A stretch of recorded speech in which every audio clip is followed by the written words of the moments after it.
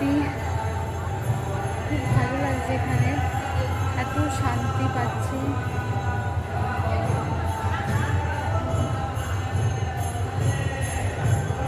খুব ভালো লাগছে। এটা হচ্ছে তোমার চেন্নাইয়ে। আর এখানে এসে আজকে এত মনটা শান্তি শান্তি লাগছে। এখানে বসতেও পারো। আমি বাইরে জুতো রেখেছিলাম, ভুলে গেছি।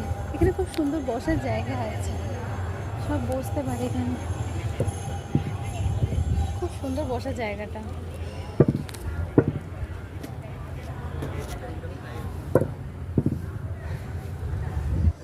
এবার আমি